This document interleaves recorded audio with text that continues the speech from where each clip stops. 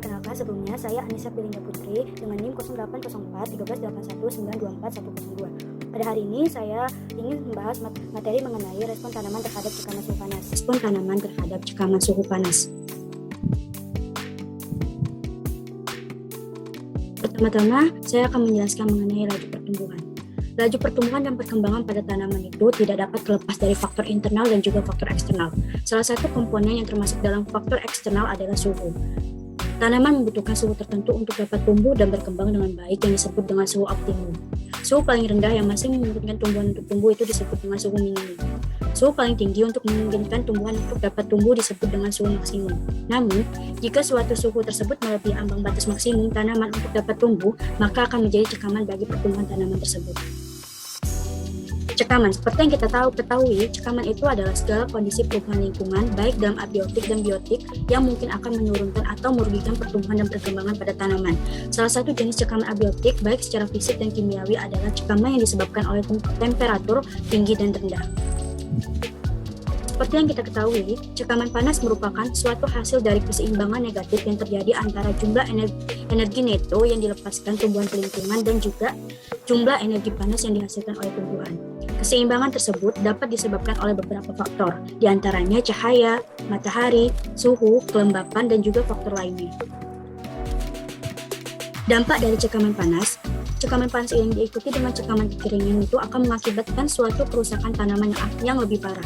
Cekaman terhadap panas itu dapat mengakibatkan kerusakan contohnya seperti pada buah, akar, dan juga daun, sehingga dapat menyebabkan menurunnya produktivitas suatu tanaman.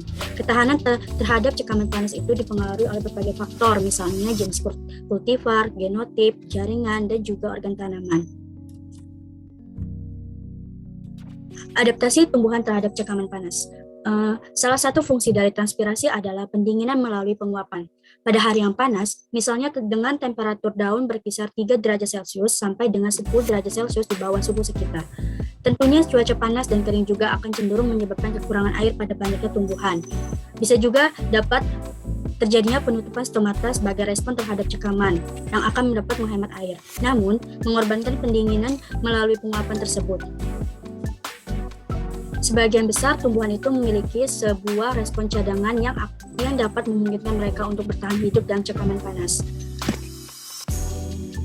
Pada dasarnya di atas suatu temperatur tertentu sekitar 40 derajat Celcius, pada sebagian besar tumbuhan yang menempati daerah 4 musim, sel-sel tumbuhan itu akan mulai mensintesis suatu protein khusus dalam jumlah yang cukup banyak, yang dapat disebut dengan protein kejut panas atau heat shock protein. Protein kejut panas ini kemungkinan akan mengapit enzim serta protein lain yang dapat membantu mencegah denaturasi. Perubahan iklim.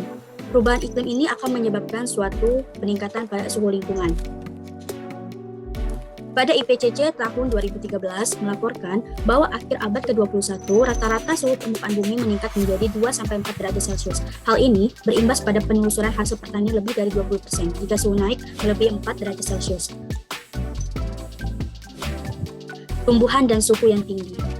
Kerusakan akibat panas itu terjadi karena tidak tersedianya sejumlah air dalam tubuhnya untuk melakukan proses pendinginan. Berikut akibat dari suhu yang tinggi terhadap tumbuhan. Pertama-tama, jaringan parenkim akan menjadi tebal. Yang kedua, daun kecil-kecil. Yang ketiga, daun menjadi berambut, lapisan lilin, kutikula menjadi tebal. Mengubah daun menjadi lebih vertikal dan juga mengakibatkan daun menggulung. Cara tanaman beradaptasi terhadap cekaman fisiologis pada suhu yang ekstrim. Suhu sebagai faktor lingkungan yang dapat mempengaruhi produksi tanaman secara fisik maupun fisiologis. Misalnya secara fisik, suhu itu merupakan bagian yang dipengaruhi oleh radiasi sinar matahari dan dapat diestimasi berdasarkan keseimbangan panas. Sedangkan secara fisiologis, suhu itu dapat mempengaruhi pertumbuhan tanaman, fotosintesis, pembukaan stomata, dan juga respirasi.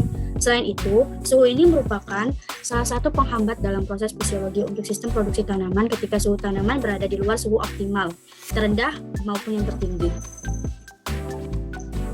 Contoh dampak suhu tinggi terhadap tanaman padi. Padi itu, seperti yang kita ketahui, itu sangat sensitif terhadap suhu tinggi pada fase generatifnya. Paparan suhu tinggi pada fase sebelum dan selama pembungaan akan dapat menurunkan fertilisasi polen pada tanamannya. Suhu tinggi pada pembungaan dapat menyebabkan sterilitas polen sehingga terjadinya penurunan hasil padi.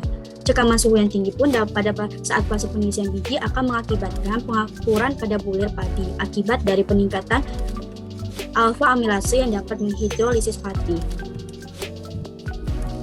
Berikut studi kasus yang dapat dijelaskan dari materi yang saya jelaskan sebelumnya. Pengaruh cekaman panas terhadap daun stroberi Fragaria elsanta. Cekaman panas dapat mengakibatkan kerusakan buah, akar, serta daun sehingga dapat menurunkan produktivitas.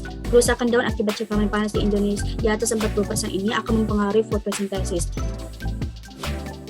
Jadi setelah materi yang sudah saya sampaikan didapatkan kesimpulannya, suhu yang tinggi menyebabkan daun mengalami gangguan efisiensi fotosintesis. Selain itu, cekaman suhu panas juga dapat membuat kerusakan yang lebih tinggi pada daun tua dibandingkan dengan daun yang muda. Sel dalam jaringan daun dapat mempertahankan integritas membran sel sampai suhu 50 derajat Celcius. Dan terakhir, pengukuran klorofil fluoresen lebih sensitif sebagai indikator stres daripada pengukuran kebocoran ion dari membran sel. Sekian materi yang dapat saya sampaikan, lebih dan kurang saya mohon maaf. Semoga materi yang saya sampaikan tersebut dapat bermanfaat. Setelah itu saya ucapkan wassalamualaikum warahmatullahi wabarakatuh. Terima kasih.